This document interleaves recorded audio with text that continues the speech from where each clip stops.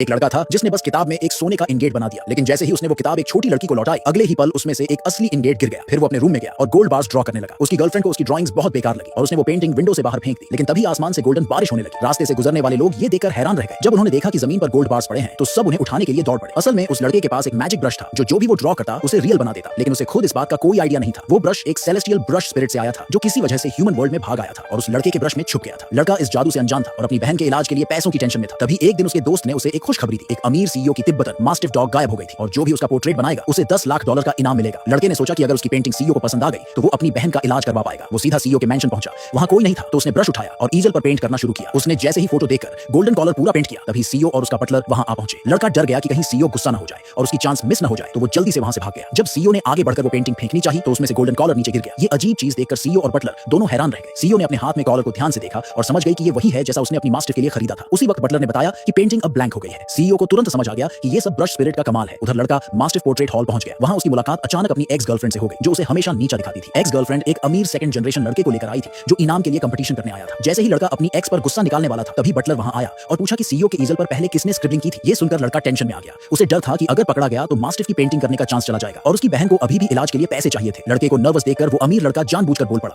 कि उसी लड़के ने ईजल खराब किया था। सबको लगा अब लड़के को सजा मिलेगी, लेकिन सरप्राइजिंगली बटलर ने कहा कि सीईओ को वो गोल्डन कॉलर बहुत पसंद आया जो लड़के ने बनाया था। ये सुनकर लड़का खुद हैरान रह गया क्योंकि उसे तो लगा था कि उसकी ड्राइंग बहुत खराब थी। जब उस अमीर लड़के को पता चला कि सीईओ को वो पेंटिंग पसंद आई तो उसने तुरंत अपनी बात पलट दी और बोल दिया कि कॉलर उसी ने बनाया था। प्रूव करने के लिए उसने ड्रॉ करना शुरू कर दिया, लेकिन इससे पहले कि वो फिनिश करता सीईओ खुद पेंटिंग हॉल में आ गए। कुछ ही देर में उस लड़के ने कॉलर की कॉपी बना दी, लेकिन सीईओ ने पहली नजर में पहचान लिया कि ये मैजिक ब्रश से नहीं बना है, पर वो उसे फेक कहकर सीधे एक्सपोज नहीं करना चाहती थी। उसे लगा कि ब्रश स्पिरिट खुद सामने नहीं आना चाहता, इसलिए उसने सोचा कि अब किसी और तरीके से असली मैजिक ब्रश को पहचानना होगा। बटलर ने जल्दी से मास्टिफ पेंटिंग कंपटीशन अरेंज करवा दिया। ब्रश सिलेक्शन के टाइम वो अमीर लड़का फिर से प्रॉब्लम क्रिएट करने लगा। उसने जानबूझकर उस लड़के को लास्ट में ब्रश चूज करने के लिए धक्का दे दिया। जब उसकी बारी आई तो उसने जो लास्ट बचा हुआ ब्रश था उसे भी 2 टुकड़ों में तोड़ दिया। इससे मजबूर होकर लड़के को अपना खुद का मैजिक ब्रश यूज करना पड़ा। सब रेडी होने के बाद ऑफिशियल मास्टिफ पेंटिंग राउंड शुरू हुआ। लड़के ने जब अपनी पेंटिंग देखी तो उसे लगा कि उसकी बाकी लोगों से बहुत कमजोर है। उसे भरोसा नहीं था कि सीईओ कभी उसकी पेंटिंग पसंद करेगी। सभी पेंटिंग्स देखने के बाद बटलर ने सबको बोला कि अपनी नेम और कॉन्टैक्ट डिटेल्स पीछे लिख दो। फिर बोला कि अब सब घर चले जाएं और रिजल्ट का वेट करें। वहीं वो अमीर लड़का पेशेंस खो बैठा और अपनी पेंटिंग सीधा सीईओ को दे दी, लेकिन सीईओ ने उसे बोला कि अपनी पेंटिंग नीचे रखो और साइड हो जाओ। तब उसने कहा कि वो बाकी की पेंटिंग्स कलेक्ट करने में मदद कर सकता है। सीईओ की परमिशन मिलते ही वो सीधा उस लड़के के पास पहुंचा। जब उसने देखा कि लड़के की मास्टिफ पेंटिंग में लाइनें सख्त हैं, टेक्निक वीक है और उसमें कोई स्पिरिट नहीं है, तो उसने उसे मजाक बनाकर बोला कि तेरे जैसे इंसान को इनाम के लिए कंपीट करने का कोई हक नहीं है। वहीं उसकी एक्स गर्लफ्रेंड भी हंसने लगी और बोली कि उसकी ड्राइंग तो किसी कैट जैसी लगती है। उसने हाथ बढ़ाया कि पेंटिंग को फाड़ दे, लेकिन लड़का वहां अपनी बहन की जान बचाने के लिए आया था, तो उसने सबके सामने वार्निंग दी